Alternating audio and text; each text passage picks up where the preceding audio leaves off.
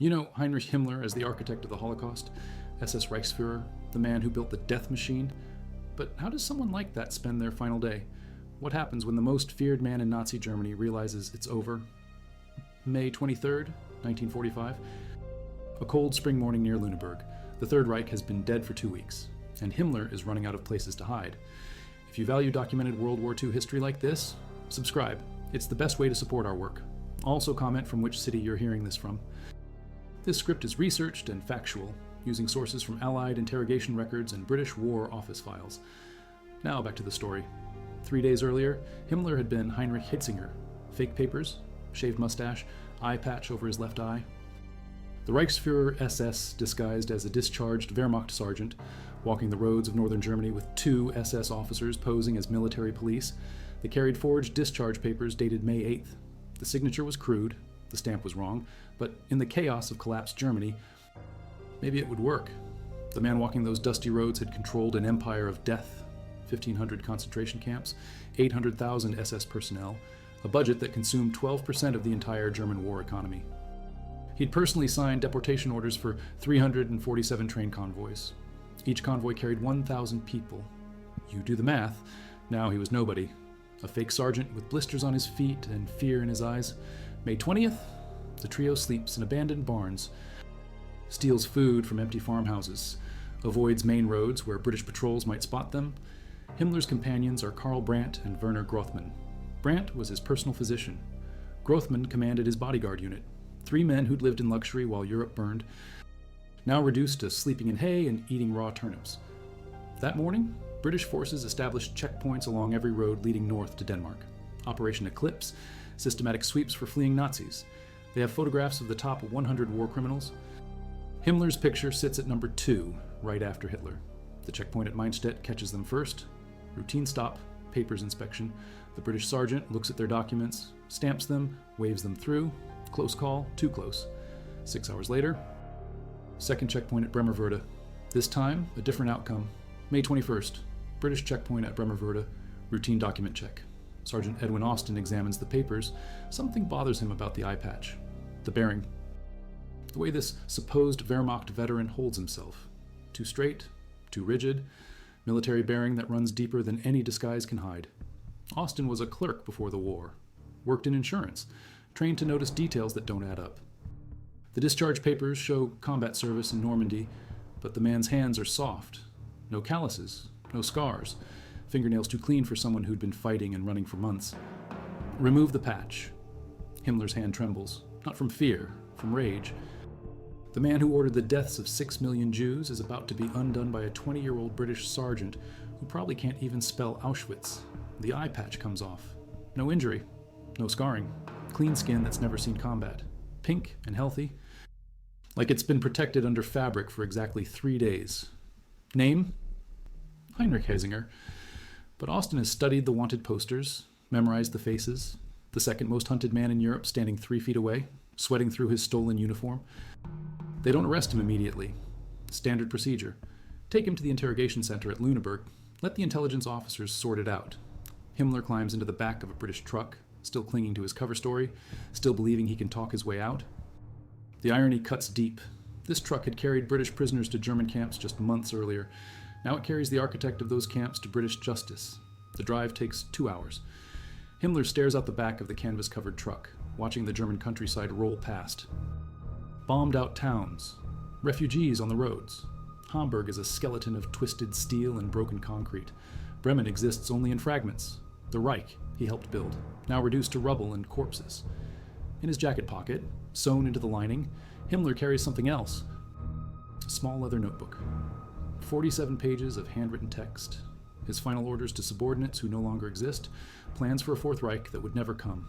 And a list of names, 17 SS officers he blamed for Germany's defeat. Even in collapse, he's still making death lists.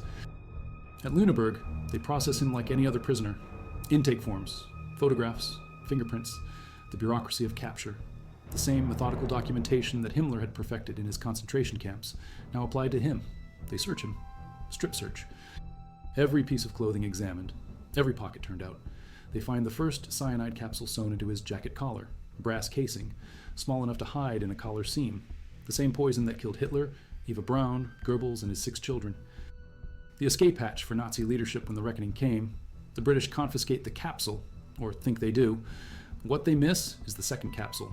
Smaller, ceramic, not brass, hidden in a false tooth that Himmler had installed in 1943. Insurance policy that even his personal physician didn't know about. The work of an SS dentist named Hugo Blaschke, who'd also fitted Hitler's jaw. Blaschke specialized in concealed weapons for high-ranking Nazis. Suicide teeth. Death in a bite. Colonel Michael Murphy leads the interrogation. Intelligence Corps, veteran of North Africa and Italy. Murphy had interrogated Rommel's staff officers after El Alamein. He'd broken Italian generals in Sicily. He knew how to read fear in a man's eyes. But Himmler, this is different. This is the man who turned murder into industrial process. The interrogation room measures 12 feet by 8 feet, gray concrete walls, single bulb hanging from the ceiling, a wooden table, 2 chairs, the same setup the Gestapo used, except now the roles are reversed. State your name and rank. Heinrich Himmler, Sergeant, discharged Wehrmacht. Murphy slides a photograph across the table. Himmler in SS uniform, full regalia, black leather, death's head insignia. The chicken farmer from Bavaria who became the master of genocide. Try again. Himmler stares at the photograph. His own face stares back. Taken in 1942 at Auschwitz, he's inspecting the new gas chambers, smiling. Actually smiling while standing next to machinery designed to kill 400 people at once. The game is over, but he won't admit it. Not yet. I am Heinrich Himmler. Murphy opens a file folder. Intelligence reports, witness statements, photographs from liberated camps, Bergen-Belsen, Buchenwald, Mauthausen, Dachau, mountains of evidence linking Himmler to systematic murder. 3 hours of questions, 3 hours of denials. Murphy knows, Himmler knows, Murphy knows, but the charade continues because neither man wants to be the first to break. Murphy slides another photograph across the table. This one shows Himmler with Hitler at Berchtesgaden. 1943.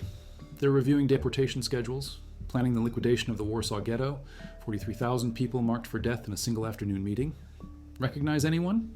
Silence. Murphy tries a different approach. He's studied Himmler's psychology reports.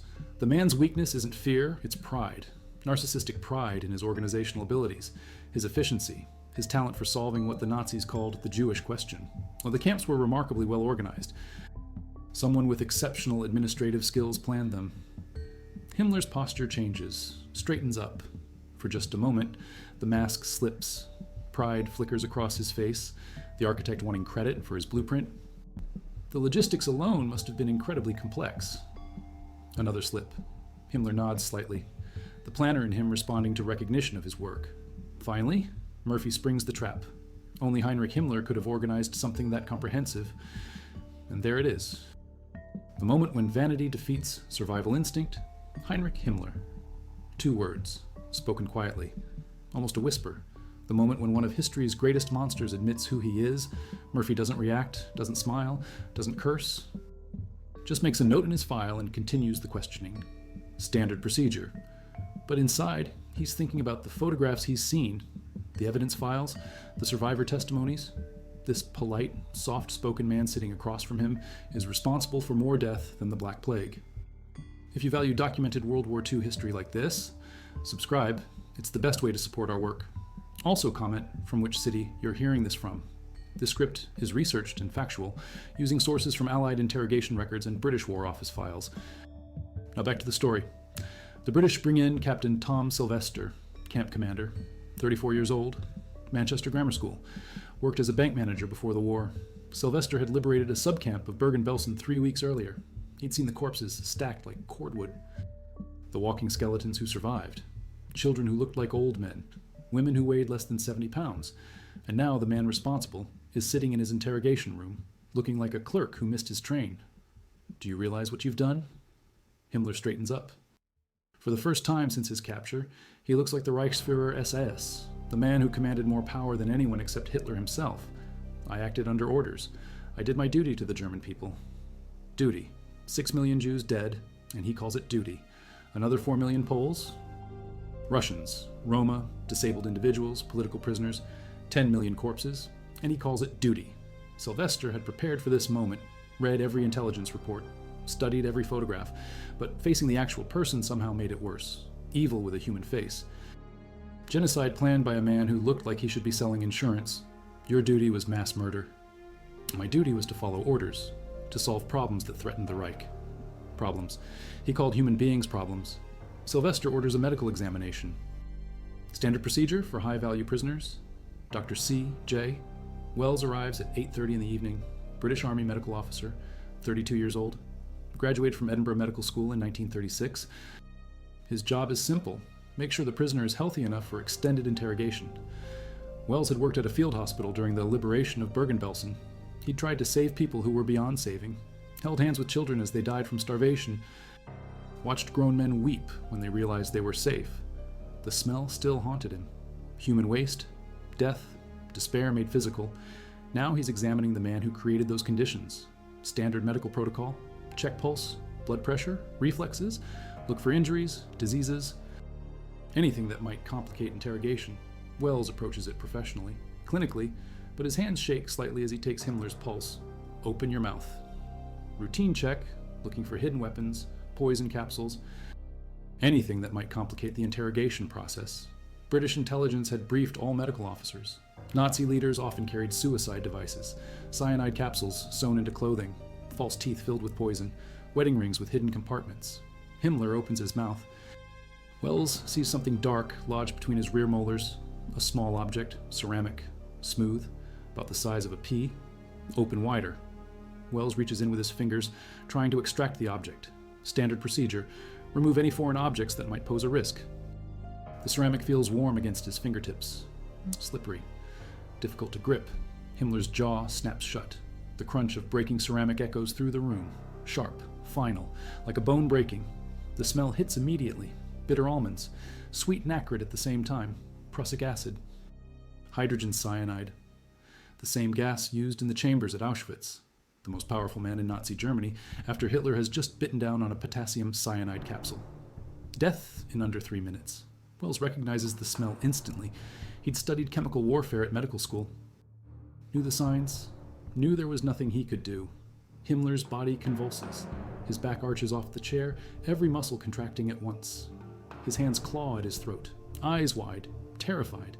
The man who'd sent millions to die, suddenly understanding what death feels like. Foam bubbles from his mouth, pink-tinged, blood mixed with saliva.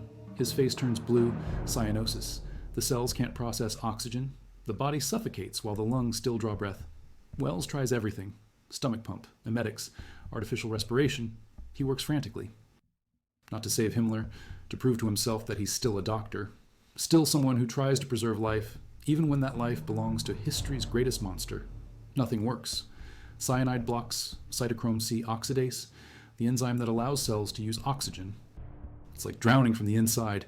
Every cell in the body suffocating simultaneously. Himmler's convulsions slow, his breathing becomes shallow, irregular. His eyes roll back, showing only white. The architect of the final solution is dying on the floor of a British interrogation room, choking on his own blood.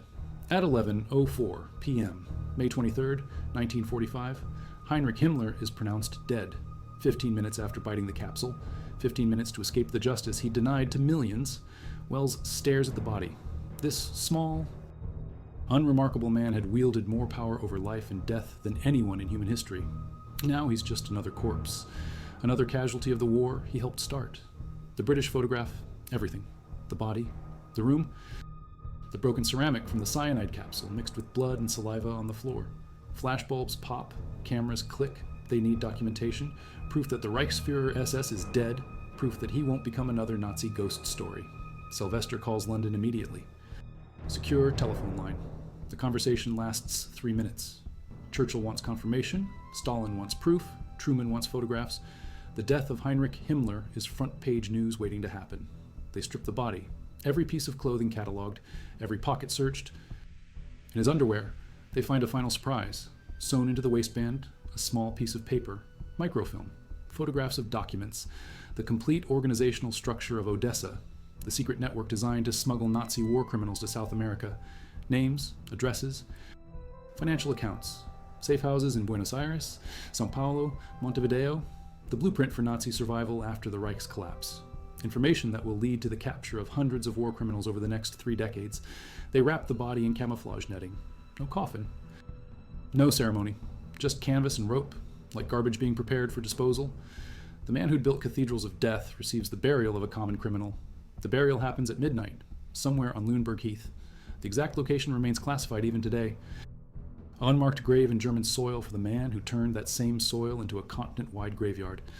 3 British soldiers dig the hole, 4 feet deep. No marker, no headstone, just earth and darkness. Captain Sylvester tosses the first handful of dirt onto the wrapped body. The sound is hollow, final, like closing a book that should never have been written.